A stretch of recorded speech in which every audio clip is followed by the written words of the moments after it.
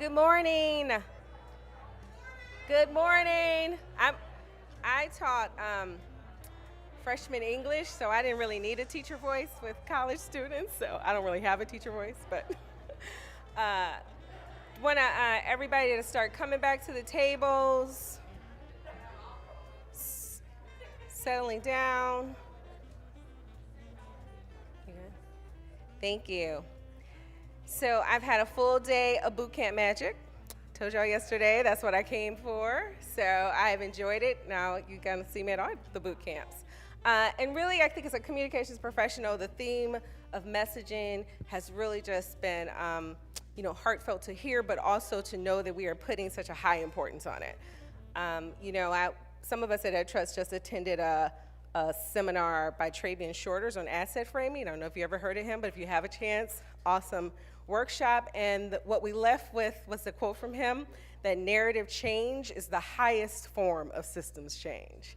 So we are starting to talk about messaging a lot, and we've been talking about it over the past couple of days in the context of this anti-critical race theory backlash, right? And reality is that is a well-funded messaging campaign that has been very successful. So at EdTrust, we start with the data, and I'm excited that we're actually going to end with the data right now. The anti-critical race theory backlash, that is a hot topic right now, but school funding is one of those topics that we have been talking about for years, and we know that school funding and finances and resource equity for our students is the most important topic. So we're going to hear from our communications professional giving us the data, using focus groups, polling, and what we need to use in our messaging for this concern. So Manny Rivera is a principal with Rally Communications, a communication strategist and advisor to foundations, nonprofits, advocacy organizations, and philanthropists seeking to drive impact through communications, exactly what we're trying to do. A seasoned expert in narrative change, media relations, and crisis and litigation communications, Manny has been an instrumental member of Rally's impact litigation practice and has helped numerous clients protect and bolster their brand and reputation, even in the face of complex communication challenges. We've been hearing from Rally individuals, I think all the past couple of days, and how they've been making impact. His work has stretched from leading communications around the federal constitutional challenge to Proposition 8, paving the road to federal marriage equality, to supporting the day-to-day external communications for Black Lives Matter. So let's give a round of applause and welcome Manny to give us the data. Thank you so much for that very, very kind introduction, and thank you all for being here. I think before we get started, just turn to your neighbor, say hello. I know you've been here for a couple of days already, but say hello, give each other a high five. Because y'all, it's been a tough 2 years. It's been a tough 2 years, but it's really, really wonderful to be in a room together again, to be able to emerge, to plan, to get back into this fight together, and to be in community, especially on the issues that we care about the most.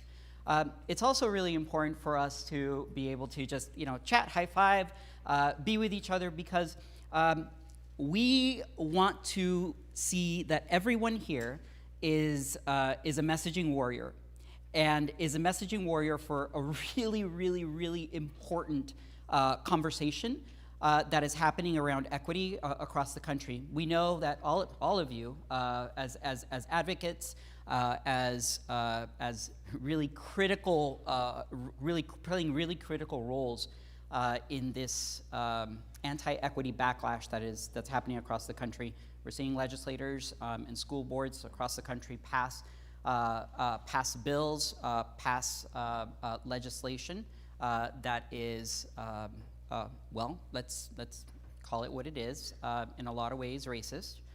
We're seeing banning of books. We're seeing teachers being penalized for speaking about racism and inequality.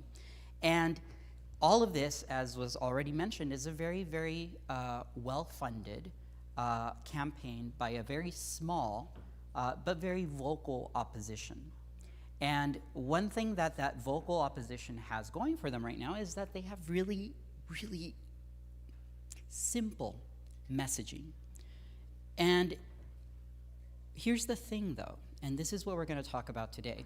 And I'm going to give you the headline of what I'm hoping you'll take away from today, and that is that even though they have been using the airwaves, they've been cramming all of the, not just Fox News, but all of the news channels with their messaging, we have a winnable message. We have a winnable message. The public is with us. In fact, this morning, I don't know if y'all saw this, but NPR and Ipsos put out a story on a poll that they did jointly, where the poll is telling us that most parents are with us in this fight. Most parents really support schools being able to talk about the issues that are of import to them and that are of import to us. So we have a winnable message, and what we're going to do today is we're going to go through the tools. We're going to talk about some resources that are available to you all, where we can start using these messages and start singing from the same song sheet. So let's go ahead and get started. I am going to be asking you all a couple of questions as we go along. We're going to do a Q&A at the end, and if we could go to the next slide, please. There is this is our agenda for today. Again, we're going to talk about a couple of things. We're going to talk about our key audiences, who they are. We're going to talk about voters' attitudes. We're going to talk about the messengers, and we're going to talk about the messaging itself. Now, I want to acknowledge that all of this work that I'm going to be presenting today could not have been done without the expertise and the guidance of several local and state coalitions and national organizations that are part of the Resource Equity Funders Collaborative. Really, the work that you're going to see today could not have been done without them. So very, very, very thankful for that. And we're going to go into, first, again, like starting with some of the research, the process that we went through, and then from there, move a little bit more to the specifics of the language that we want to use. So really excited about walking through that with you all. And if we could go to the next slide, please. So this is, we can advance this one. There's a couple of items I think that I want to make sure. Oh, you can see it. Great. So a couple things just about our process before we dive into the messaging itself. And I want to start explaining by explaining how extensive this process was.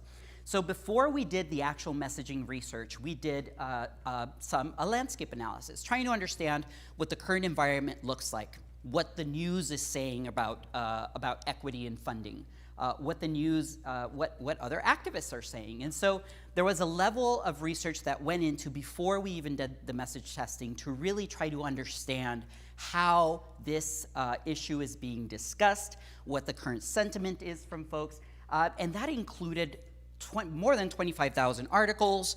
That included various interviews with stakeholders. It included a research audit of existing materials from different states. And then from that, we went into developing a research instrument, developing a survey to try to understand what we learned and what were the messages, what were the specific insights that could move people on some of these really, really important issues. And that included exploratory focus groups. There were 13 of them. 12 were online. One was over the phone. And we also did a quantitative message testing, which is a lot of the results of that we're gonna see today. And if we go to the next slide, we partnered with Lake Research in order to put together and to push out this survey. Now, here's the methodology, all the gobbledygook on the methodology. I'm not going to go into that because it's really, really interesting for a nerd like me, but it's still kind of early in the morning and I don't want to put you to sleep. So we're going to move through this into the next slide, please. Now, first, the one thing I want to talk about as we get into this data and some of the things that we learned is to talk about our audience. And throughout this presentation, you're going to hear me refer to our target audience as our base and persuadables. And the opposition is obviously another audience in our audience universe. But the base and persuadables are the people that we actually want to move. And I want to emphasize that when we talk about the audiences here over the next coming slides, these are audiences that self-selected. We did not, for example, break out these audiences by saying, okay, so Republicans are going to be our opposition, and then our base is going to be Democrats. It's not as simple as that. There is so much detail, and I'll go into the detail of every single one of these audiences, because that's where the opportunity lies. So before we get into the audiences, though, I want to do, by a show of hands here, I want to see how many of you think that that our audience, the universe of folks that we want to talk to, is more than 50%. Raise your hand. Oof, okay, we need a little more optimism. Okay, so if you said 50%, let's just assume there's more people who assume 50%. But if you said 50%, how about 60%? Okay, all right, keep your hands up. 75%? Okay, 85%? All right, that's where we lost almost everyone. All right, so remember that, because you'll get a cookie, not really, but later on as we go through this. So if we go to the next slide then, please, we're going to dig into these three audience segments. And the first one, if you click one over, you'll see is our base. And our base is the core supporters that we need to activate and engage. These are the folks that are already with us, but we do need to make sure that we're talking to them because it's important that we keep them activated and ready to go. And you see here that this is about a quarter of our population. Next is the Persuadables. And if you click through, hopefully, oh, okay, yeah, there's the base that I just mentioned. If you click through to the next one, this is Persuadables. So this is 61% of folks. This is the vast middle who are open to our vision, but they really need to hear from us repeatedly. We want to be able to talk to them and use language that they understand to bring them to our side. And you can see how large this percentage is here. We can't forget about this audience because we need at least half of these folks, half or so of these folks to be on our side. And then if you click to the next, if you click one more time, you'll see then that is our opposition. These are folks that are opposed to our vision of equitable funding. These are folks that are never going to be with us and are never going to move.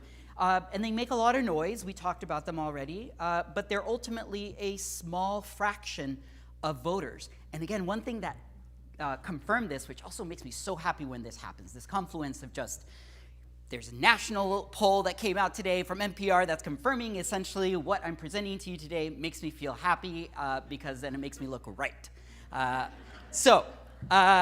This population, as NPR and Ipsos and as this chart demonstrates here, is relatively small.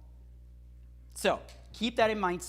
So for those of you who raised your hands earlier, the folks that we want to talk to, that are our audience, that are movable, that are either with us or easily can be moved over to our side, that's 86% or so of the population. So those who kept your hands up the whole time, kudos, you get a fake cookie.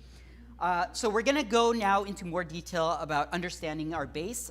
Just a little bit more. I mentioned that there is more dynamism in these different populations. So we're going to talk a little bit more about what those look like.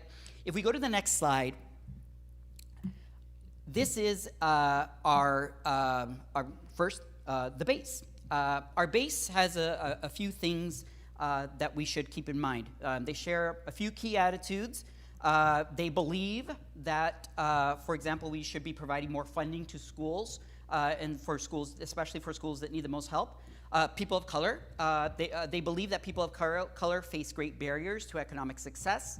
And then some characteristics about this base, largely Democrats, but not all, mostly urban, pretty evenly split between men and women, with and without, and also with and without college degrees. And while they're mostly white, there is a larger population of Black or African American or Latino members as part of this audience. So, okay, so that is our base. Those are folks, again, we want to keep continuing to talk to because they support our vision and we want to activate them. If we go to the next slide, these are the persuadables. Again, these are the folks that we want to make sure that we are getting to. And this is the 61% of voters that we want to hold or pull in. These folks tend to hold progressive views of race, but are divided on spending more on education, whether that would improve quality. So they're a little divided on that. They're a very critical audience for us to move in that we definitely need about half of them at least in order for us to really win on this debate. And it's important to know here that for Persuadables, the party breakdown it's pretty evenly split among Democrats and Republicans, which, by the way, also the Ipsos poll this morning proved that. So again, I'm doing my happy dance because getting validated here by NPR and Ipsos. This group includes voters that I think we typically consider to be closer to our side, and those that it'll take a little bit more effort to win over with messaging. And then finally, if we go to the next slide, please. This is our opposition. I'm not going to spend too much time on them because, again, they're universally opposed to our vision. They believe that parent involvement is necessary for increased spending to be effective, largely white, male, and Republican. And these are folks that we are never going to move, so we're going to move on because we have limited time, we have limited resources, and so we want to focus on where we can win. One thing I want to note that I forgot to mention at the very beginning of our conversation here is that all of these slides and this information is going to be available to you all. There is a guidebook that we've pulled together that has all of this information and the messaging that you can use, the actual language that you can use that has been poll tested, that you can use in your communities, that you can use and pull into any materials that you're working on that are focused on equitable funding, because this is what we do. We don't just talk about numbers, we turn those numbers into action. So if we go to the next slide here, okay, so now we're going to talk to, now that we know who we're talking to, who our audiences are, we're going to share a little bit of like the atmospherics, right? Of the atmospherics of what's happening in the environment right now. We want to level set on how voters are currently feeling about public schools in light of the last 2 years of the pandemic. So this isn't messaging, this is just to give you a sense of what the environment looks like, the atmosphere that we're working in, something that you all are, I'm sure, very, very familiar with. If we go to the next slide, this graph shows the attitudes towards education. When asked of voters, how favorable are you about each of these groups that are listed here? The groups being teachers, public education, private school, vouchers for private schools. The base and Persuadables are very favorable towards teachers and public education. You can see there the net favorability. Hopefully, you can see there the net favorability is big jumps there. However, the opposition, so opposition voters are more favorable toward private school and vouchers for children. I don't think that this is an assumption that we had, and I don't think that there's anything groundbreaking here. But what is really interesting is that, again, that core group of audiences, the base and Persuadables, really, really on our side. If we go to the next slide, this one shows the attitudes towards the quality of public schools, and this really varies widely across audiences as well. You can see in this, if you actually click one more, I believe, yeah, okay. You can see there that Persuadables rated schools in their communities really positively, actually very, very similarly to the way that base voters also rated schools. But they are more negative toward the quality of schools in the country as a whole. And same with opposition voters. You'll see here that they view schools in their state and in the country more negatively, though they view schools in their community positively, though by a slim margin. I believe it's 7 points. So focusing, when we talk about schools and when we talk about equitable funding, focusing on communities and localizing it as much as possible is really, really, really helpful. And again, all of this guidance you'll see in the guidebook. While you can write down every single word that I say here, you don't have to. So, one thing here, if we go to the next slide, please. Remember how I told you at the very beginning that this is winnable, that we can win here? Well, take a look at this slide. This slide is the headline. This is how we are showing that this debate is winnable. Voters are supportive of increasing public funding, period. Now, we lose a little bit of support if it requires paying more in taxes, or when we talk about distributing funding differently based on need. But even there, you can still gain folks after they hear our messaging. That's what this slide is showing. It's telling us that we can move the needle and drive significant support for not only increased funding, but equitable funding. You see the last column there, where you see that jump in total favor after hearing messaging among the base and persuadables. That goes up by 18 and 15 points respectively. So that's a big deal. So when we use the right messaging, so voters are with us, and when you use the right messaging, they're with us even more. So again, this is winnable. We just have to do what the opposition does and really get on the same page when it comes to messaging. That is the critical thing. We have the right message, we have the right vision, we have to use this tool, and that's our voice. So the messaging is gonna help with that. So let's go to the next slide, because I wanna also talk a little bit about messengers and provide a little bit of guidance here. One of the key things that we have to understand is that messengers matter as much as the message itself. So, for example, I like to think that I present as young. Okay, so for those of you who chuckled,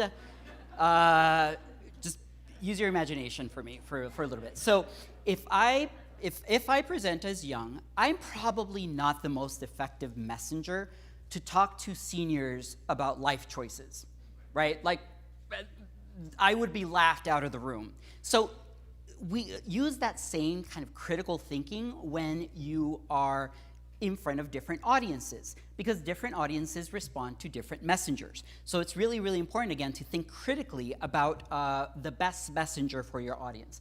So if we go to the next slide, please, and we'll go through this really, real quick.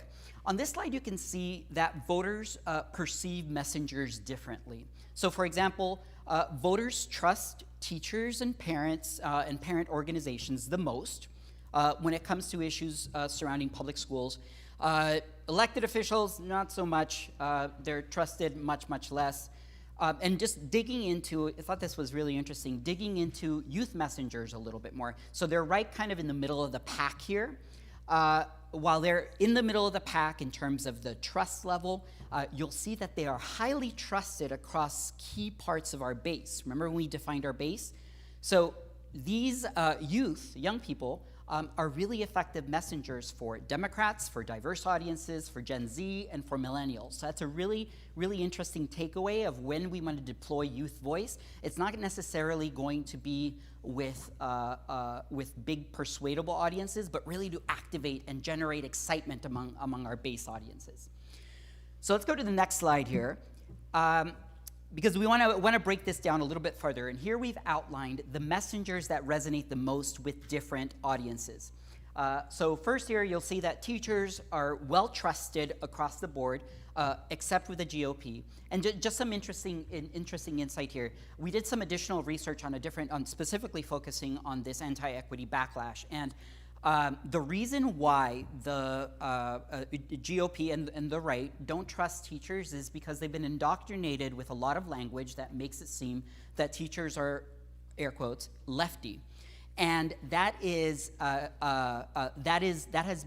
harmed teachers really very much with the GOP.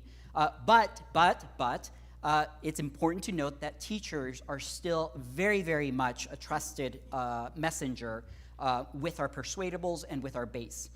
Parents are really trusted the most across the board, but especially with the GOP. So parents are always a great messenger to use when we're pushing out messaging or speaking as a parent. Again, politicians less trusted across the board, and then students again trusted most with younger voters, with Democrats, with people of color. But again, overall, teachers resonate with liberal audiences and parents with more conservative, parents across the board, but especially with conservative audiences. Again, the reason that we included this cheat sheet here is because the messenger matters as much as the message. So let's get into the fun stuff now. So if we go to the next slide, we're going to take a deeper dive now into the narrative recommendations that came from this research. So this is the stuff that we can say. This is stuff that is really, that has been tested and has been used effectively by a number of different organizations already across the country. And what we're going to do here is we're going to start as broad as possible and then with narrative messaging, and I'll explain a little bit about what that is, and get more specific about the type of language that we could use, including nuances in language that could be used. So for a comms nerd like me, this is like the juicy bits. This is like the really exciting stuff. And you'll hopefully hear a little bit of my excitement in this as I'm talking. Now, one thing I will name is that this language, again, has been found to be effective both with the base and with Persuadables. So I know sometimes that we think that groups are different and that we should be bifurcating message, and that is true in many ways. But there are ways to speak to these two groups in unison, and that's what this tested language is meant to do. It's meant to be used both with the base and with Persuadables. So we've made this like really easy. You can use it with both, and you'll still have success. So let's go into the next slide here, and we're going to start first by talking about narrative-based messaging. I'm going to get a little bit professorial here. But narrative-based messaging is it's really critical when we're talking about something as complex as education funding. So when we started this research, one of the first things that we learned was that how little people actually understand how schools are funded. Not only parents or community members, but even legislators that are making key decisions around education understand very little about how schools are funded. Okay, boom, right? Like mind blown. Really? Well, it's true. And the thing is that like a lot of folks especially. What was that? Oh, no. I'm assuming you're agreeing with me, so that's why I'm like, let's hear it. I mean, you heard it here, folks. So when folks understand so little,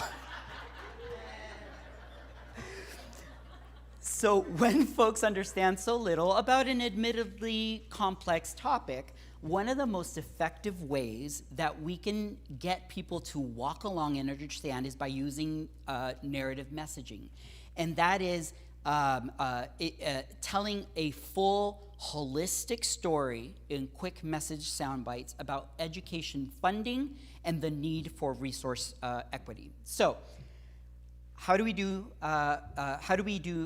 narrative messaging? Well, there are 4 key ingredients that you'll see here on the screen. And these are the 4 ingredients for an effective narrative around resource equity.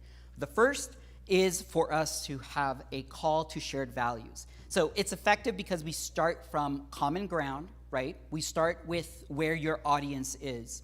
And this is normally these statements, these value statements, are statements that are almost impossible to disagree with, right? So you start with your shared value. Then you add the need. So why is this important?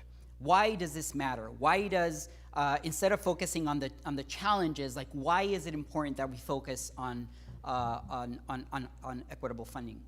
And then we move into our vision. So this is really critical to help folks understand the change that we want to see, the positive that we want to see in the world. So that vision is the third main ingredient. And when you think about the vision, context also makes sense, right? It's really important for folks to understand and for folks to hear the vision depending on their context, right? Whether you are in Kentucky or in Louisiana, like what is the context for the vision that you want to provide? And that vision gets folks to be a little bit more optimistic, and that's where we want, right? We want folks to be optimistic. And then finally is the call to action. And the call to action is important because we want folks to feel like they have skin in the game. We want folks to know that it's important for them to be a part of this issue, to be a part of the solution. One other note here is when we asked folks in the focus groups, what's the most important pressing issue that's facing your community? Education was either not mentioned or it was really, really, really far down the list. So a call to action is important so that your audience feels activated, right? They feel the urgency around the issue. And so it's an antidote really for cynicism when we can give someone a direction of what can be done. So that's why the call to action is really, really, really, really critical. So if we go to the next slide, so we have this formula, so keep it in mind because we're going to come back to it. We tested a couple of narrative messages that you see on your screen here, and gave them each a name and a theme: community, unique needs, success story.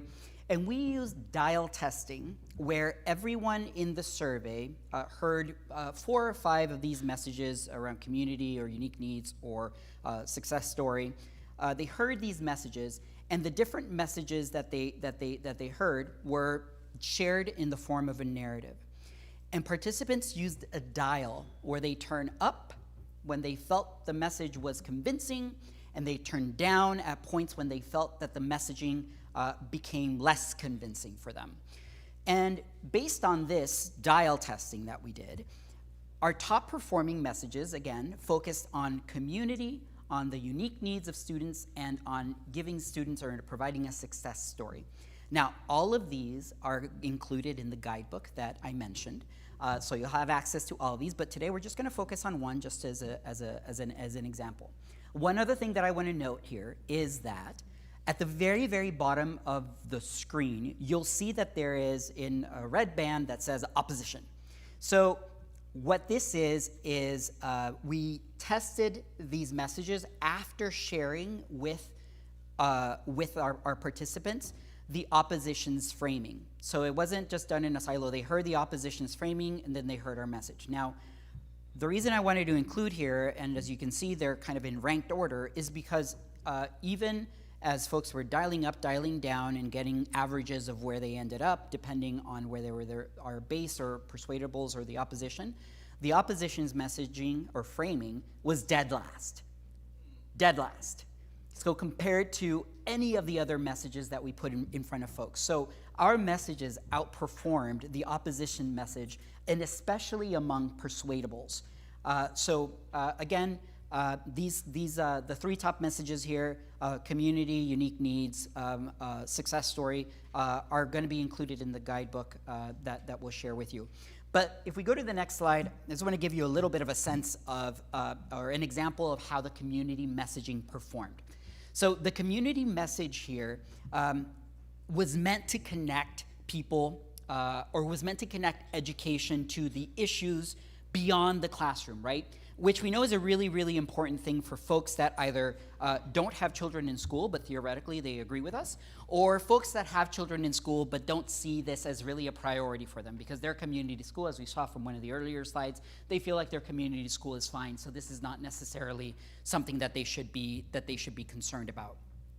So in this chart here, you can see where our you can see where our audience is dialed up and down. So agreeing, again, turning up when they heard something that was more convincing, and turning down when something was less convincing.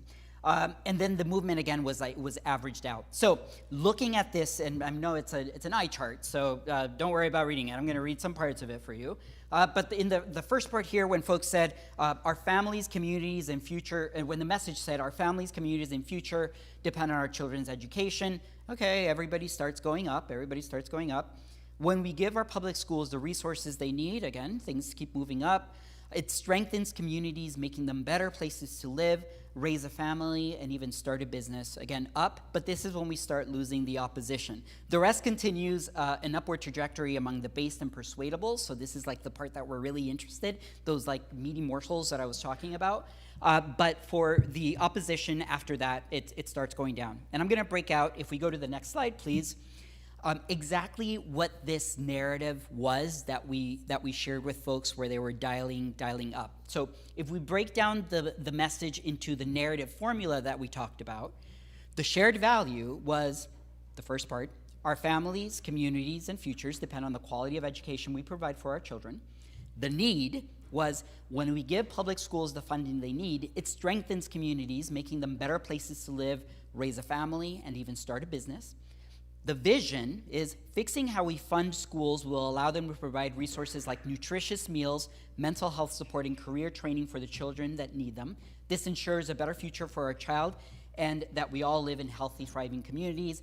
And then there is the call to action, which you can see here. Now, the call to action in this specific statement is very broad because this was tested amongst a national audience. But we do encourage you, and really for all of this, as I mentioned before, context is important.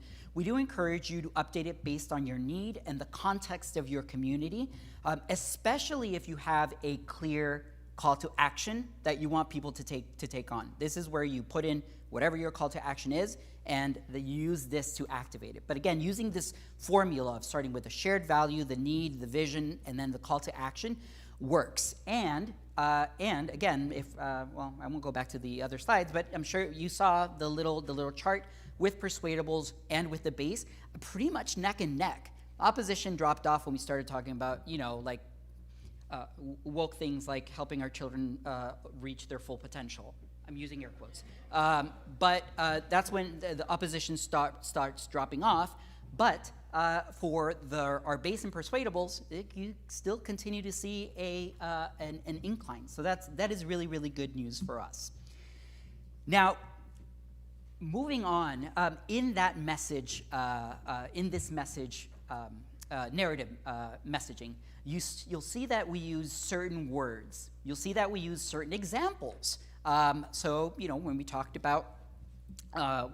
about providing schools with nutritious meals, or when we talked about funding, there's a science to all this. All of the language that is used in this narrative has been tested and optimized so that we are providing, again, the messaging that is going to be most helpful in connecting with our base and with Persuadables. So if we go to the next slide, we're going to start getting into some of these key items that we tested. And again, we tested these to better understand how voters perceived specific topics within education funding. So we could develop the best messages possible that we could then test. So here you'll see that audiences were asked the question, which you'll see in the gray at the very top of this message sandwich. I'm going to trademark that. You'll see at the very top that audiences were asked the question, which approach to funding is closer to your opinion? And then that question was tested against two answers. The first was the part with the black background and the white text, and that is the message, or that is the opposition's framing, right? Because we wanted to test it against the opposition's framing, and that reads, we should provide the same amount of funding equally, okay? So you can see that is, if you look down at the charts, you can see that is a message that in the graphs, you'll see that that's a message that the opposition supports, right? Now, the second message that was tested, so the other answer that was tested, was a split test between two potential messages that we could use, right? So that we were testing our message, different versions of our message, against the opposition's message, and to see which one came out on top. And you'll see that the other answers that were included here were in the yellow box on the left, and then the pewter box I just learned this color the other day, and I was really excited to use it today. It's called pewter. So the pewter box is the other message that was tested. The yellow message says we should provide more funding for the schools and communities that need the most help. And then the pewter box said we should fund schools equitably. Now, this is going to come as no surprise to you, right? But the messages here were split tested. So this is what this tells us. It shows us how the base and persuadables agreed much more when the word equity was explained instead of being used. We see a jump of 63 points among the base and 32 points among persuadables when we define equity. So we should provide more funding for the schools and communities that need the most help, rather than saying equitably, which is we should fund schools equitably. So if we go to the next slide here, this leads us into one of our first messages that we want to make sure that everyone takes away. And we've seen this over and over, both in our landscape analysis that we did, and then in other messaging research. And that is that voters don't understand what equity means. In fact, many still equate it to the word about equity in your home, right? So the winning message here is to say every child is unique, so every school should be funded based on its unique needs. Providing students enough resources and support allows them to reach their full potential. There is no equitable, nothing of that in there. This is a winning message that again is going to be in your in your guidebook. This is really this is again tested, retested. So use it. If we go to the next slide, I have a couple more interesting morsels here. When we asked voters about the purpose of public education, we found that the top purposes were around teaching basic skills like reading, writing and math, helping children get the skills they need to get a job, helping children realize their full potential. There was a little pop in there in the middle, right, with the base and persuadables, where teaching children how to get along and supporting children's emotional and physical well-being did well, but not as well as the first two, or the first couple, which had very, very strong support. So if we go to the next slide, what does this tell us? This tells us. So what this tells us is that when we talk about the value of an education, it's critical to name those purposes and be very specific, and especially on the providing the specificity around what folks value. So not just providing, not just saying that every child deserves a quality education, but giving the specific values, right? So that not only teaches them basic skills like reading, writing, and math, but also helps them get the skills that they need to get good jobs and allow them to realize their full potential. So those specific, providing that specificity when we talk about the value of education is really, really critical. Now, this other one is also pretty interesting, because when asked about where funding should go, we can go to the next slide. Cool. When asked about where funding should go, you see that one of the top issues here for the base and for persuadables, so underneath each of the colors here, you'll see that there's what the extremely important issues were for each of these audience categories. For the base and persuadables, they both agreed that providing nutritious meals for students who need them is important. Now, this is really important for us, right? Because when we're asked to provide an example of what we want funding to do, we now have, when we lead with providing nutritious meals as an example, it's seen as an extremely important message among 60% of the base and 47% of Persuadables. So it's a really good, if you're asked for an example, that's a good example to use in order to get folks to be more aligned with our vision. And again, here you can also see what priorities Persuadables share with the base, other priorities that Persuadables share with the base, so repairing buildings and making them safe, and then what they share with the opposition, so providing vocational and career training. But this is a really interesting chart for us to use, again, when you're thinking about what are the examples that audiences will react well to when you're talking about funding priorities. And if we go to the next slide, please. Now, this one's important. Voters do not respond well to zero-sum framing. When we asked about how schools should be funded, we saw that messages that stated, and here's what it reads, every child's school gets funding based on their needs, not based only on the neighborhood they're in. That message performed much better with our base and with Persuadables than a zero-sum positioning statement like children in the wealthiest communities shouldn't get the most funding. That's an increase of 45 and 25 points among the base and Persuadables over the comparative message, and that's nothing to sneeze at. So we want to try to avoid as much as possible to use zero-sum framing when we provide, when we talk about, how taxes should be should be distributed. Now, this is what the win. If we go to the next slide, sorry. This is how the message. This is what the winning message then would look like on the next slide. There we go. So when talking about what's wrong with relying on property taxes for funding, we don't want to frame it as a zero-sum game. The overall winning message here is that we should fix how we fund schools so that funding for every child's school is based on the student's need, not the neighborhood that it's in. One thing that is really, and again, we're going to get into some more language nuance. I said that we're going to start broad and then we're going to get more narrow. So you'll see here that there's the word fix, very, very, very important, and we'll talk about why.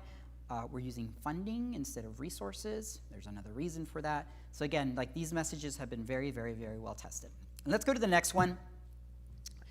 Because when confronting why we should be focusing efforts on providing vouchers, so if you get the question, why shouldn't we just give children vouchers to go to private schools?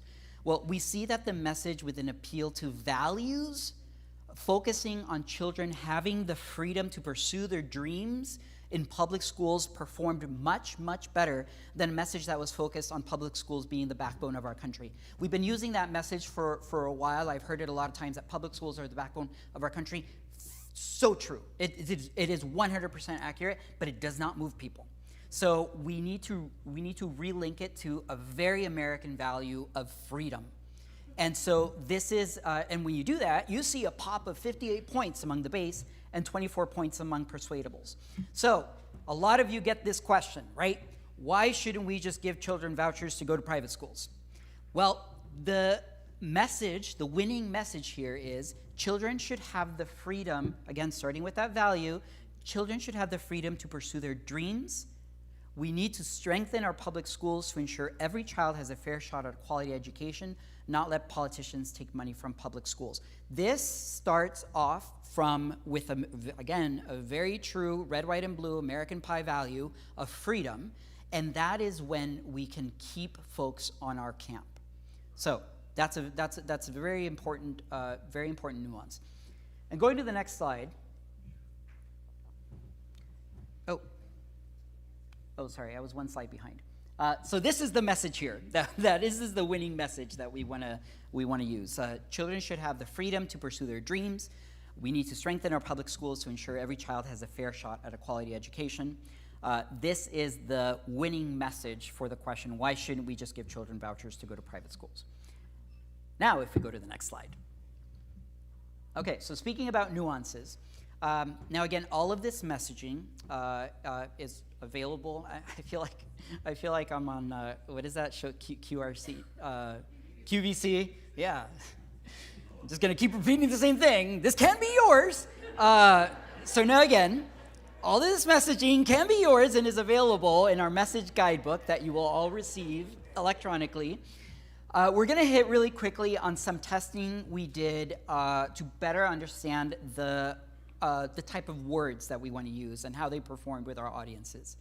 I'm going to go through these really, really quick because these informed all of the language that you've already seen. But again, comms nerd, I'm going to show my math.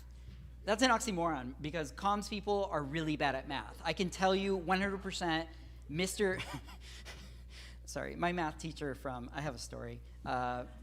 Abashan was, God bless him, because he's the only reason I was able to get into college. But I always told him, like, I'm never going to use this. I'm never going to use this. I'm never going to use, oh, he's my stats teacher. Never going to use this. Well, go to the next slide, because now I'm talking about numbers all day. All right.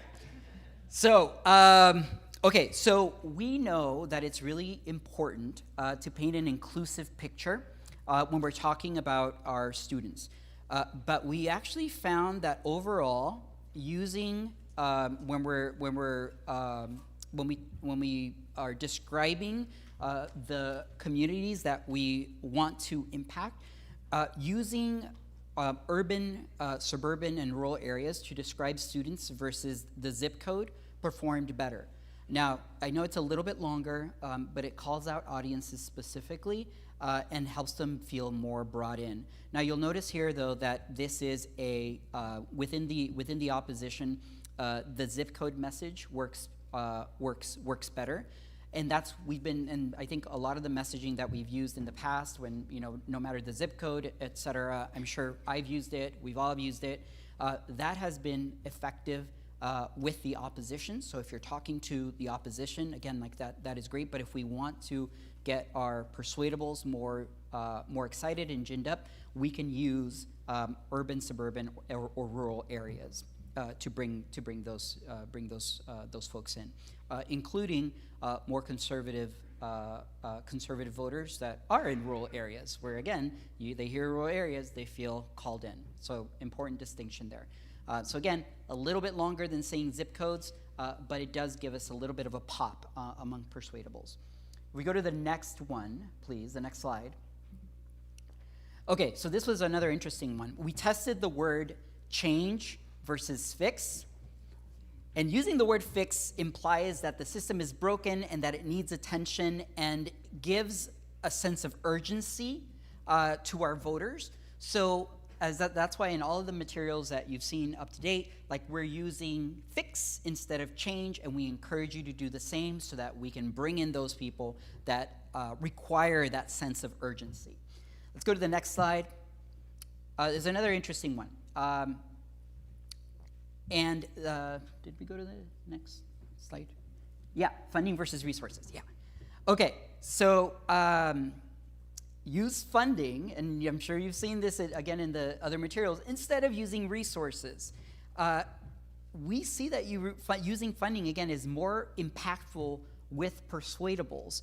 And resources, I mean, there's a little bit of back and forth on like, okay, why is resources not working? There could be some confusion around just like, okay, what do we mean by resources? Like, is it like, are we gonna give more rocks? Are we gonna like minerals? Like, what are we? But what we know is that it's less effective. So let's use funding because it's more effective. And then here, being specific. Yes. Next slide, please. Sorry. Being specific. So, and a follow up to that last one about resources. Be specific about what the funding will support.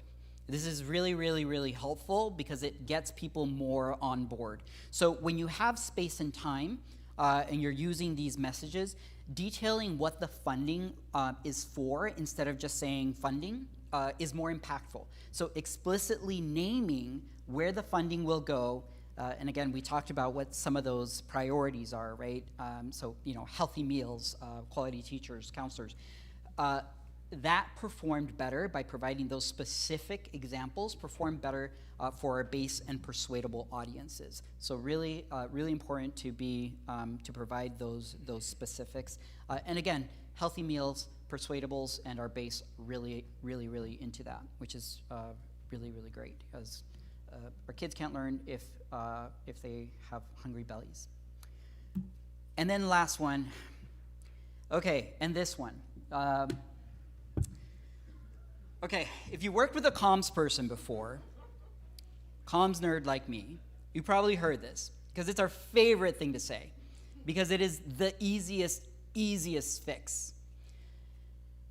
Y'all, in this room, we love our EduSpeak, but let's leave it in 2021.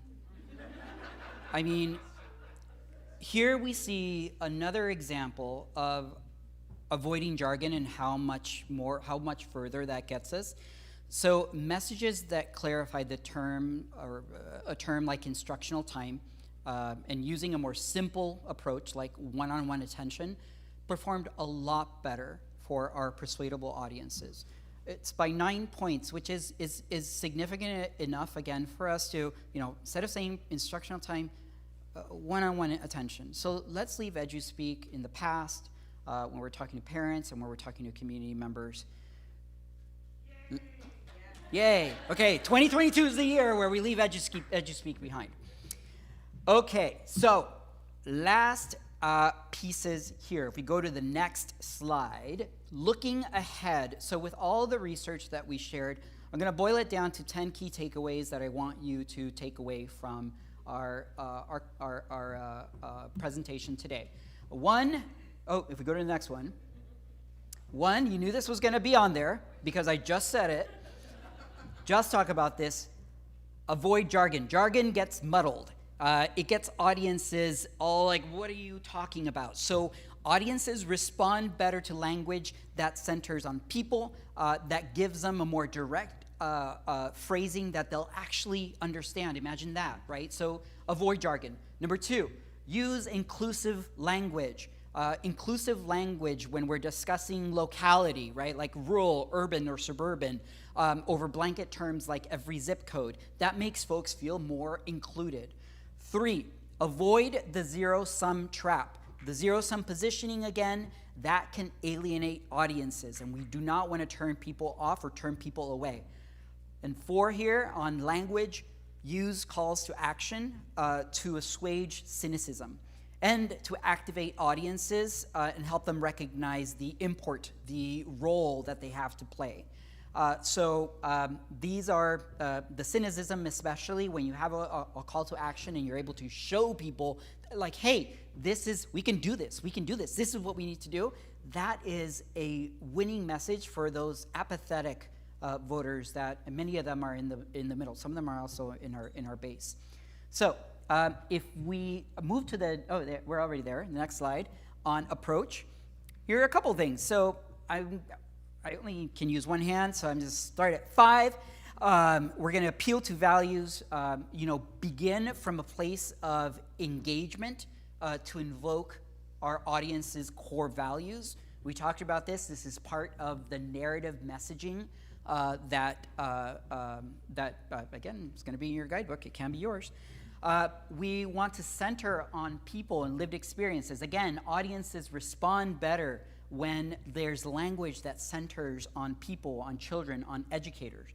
We want to connect solutions to problems. Voters respond when we directly connect them to the solutions that can help, solutions and the aspirations, right, that can help that can help address problems. Use segmented messaging.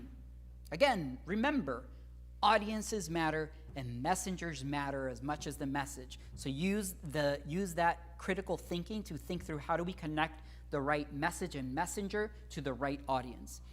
And then make it more than just education. We talked about this, and one of the core messages that tested really, really well, as you recall, is the narrative message around community. So connecting it to other, to community benefits when possible is really important. And 3, I'm 3. 10. Be intentional about the messengers. The messenger, again, matters as much as the message.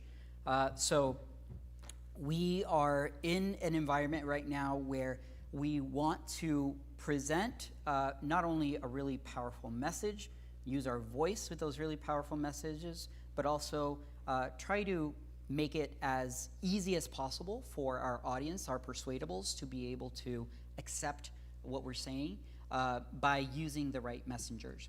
Now, this is a lot of information that I shared with you. If you're exhausted at this point, go get some coffee. But also, it's okay, because I just gave you a lot. So again, I'm going to reiterate that all of this information is going to be in a handy-dandy guidebook that will be shared, I believe will be shared with you all electronically next week, so that you can have a little bit of a weekend to, decompress a little bit, relax, clear your mind, have a cocktail on the flight home or the drive home. Okay, no, not on the drive home. Not on the drive home. I did not say that. And then next week, when you receive this guidebook, take a look at it. See how it can be contextualized to your area. And if you have any questions, we can go to the next slide. You'll see on this slide that is my contact information. Oh, it's really tiny. So we'll leave that. We'll leave that up. But it's M. Rivera. We are Rally. If you have any questions about the guidebook, please do let us know. Again, really helpful information here. We hope that you use it, and be happy. We have a winning message. We have a winning message. So thank you all again. I'm happy to take a couple of questions from, yes. Hi. Anyone remember the movie Wag the Dog? Okay, so Wag the Dog. Anyone remember that movie, Wag the Dog? Okay, so besides the premise, there was this overarching statement throughout that said you can't change horses in midstream, right? Because they were trying to protect the president. And all they talked about was messaging and who should say what and when they should say what and to which audience they should speak. That said, we now have that model, right? So if we know we're in a super red state, the governor is blue, so we have some issues there, right? How do we, bless us, just pray for us. The question is, with a partially nonprofit hat on, and the other part being just a really vocal parent advocate, I don't believe I should always be the messenger, to be quite honest, because I can be a little abrasive. Right? I know it's a shock. Don't want to tell anybody. So, how do I not necessarily change my voice in my message, but how do we determine, if we're in a group, who that messenger should be based on the situation? Yeah, and this always goes back to our base, or taking a look at our different audiences. So abrasive is okay with our base, and you seem very kind and wonderful, so I highly doubt it. But that works with our base, and it's important, right? Because we want to keep our base activated. And among our base, we're also going to have different folks that are going to be able to provide or to serve as amplifiers for other folks within the Persuadables. Because as you recall, the Persuadable, that movable middle, really is made up by a very diverse, evenly split among Republicans and Democrats, split amongst different ways. So I think the best way to think about it is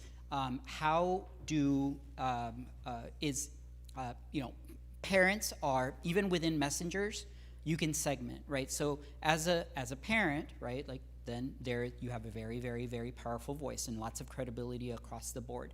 And you should be speaking with legislators. You should be speaking with folks that are, again, in that persuadable middle. You're not going to be effective, and again, don't want you to spend any time worrying about the opposition, because we're not going to move them. It could be you, it could be me, it could be, I don't know, pick a random person on the street. not going to move that, or it's going to be incredibly hard to move those folks. So for the most part, I think that you are, as when we're thinking about Persuadables, because that includes folks that are going to be more, again, equity focused, right? But they just need the right messaging around funding. As a parent, that still makes you a formidable spokesperson. So like keep that in mind. Also, I mean, it also matters, right? Like when I mentioned about being youthful looking, and the speaking with senior citizens, like that's another thing, right? That is just important to keep in mind. Okay, so like how, what is this audience like? What's the makeup of this audience? Like how am I? Like obviously I am a gay Latino man, and so I am probably not going to be going into a Oh my God, yes, yes. Just not even, nope. So thinking about the context in which you're in is a really important and a critical question to ask. That doesn't mean that you should be that you should be excluding yourself as a messenger. It's just think critically before you go into it. Everything requires context. Oh, yes. Hello. Hi. Sorry. I'm going to give a little pushback to Penny's statement that Kentucky is a red state. There's super red state.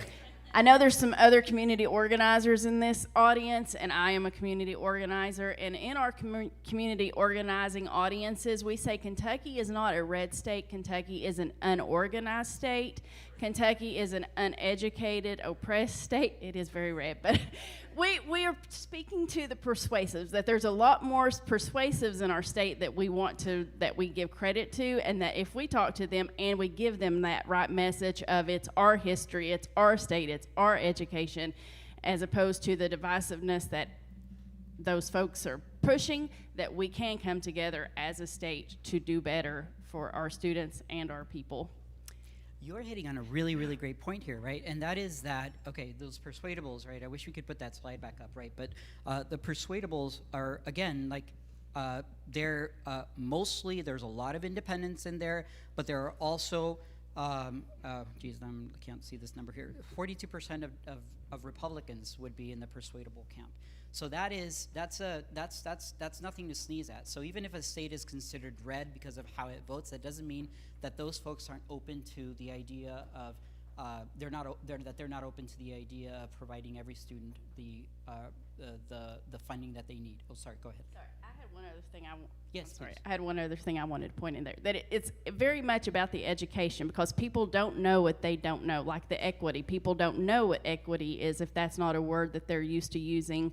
And so it very much is about education. And actually, a nonprofit that I'm forming, we're working on doing a community education initiative, which will be to discuss funding and TIFs and sort of things that people don't know about that's very important that we do know about. So part of that getting people to our side is educating. There's stuff we don't even know as educated folks, as people who are trying to stay informed. So the folks who are busy, that are working 3 jobs, 70, 80 hours a week, raising, kids and it's just reaching out and giving people the information they need so they can make educated decisions. That's right. And remember, don't forget that at the very beginning, what we started with, and also what the NPR Ipsos poll is telling us today, is that voters are on our side, and voters do not react well to divisive language. That works with the small fringe, what I like to call the rabid fringe, but it doesn't work with all voters. So keeping that in mind when you're thinking about Persuadables, again, this is an audience that is very, very, very winnable. And you all now have the tools in order to hopefully, let's start making a dent. I think that I am at time, but I really want to thank you all again for listening so patiently. And please, I'll follow up with you after. Thanks, everyone.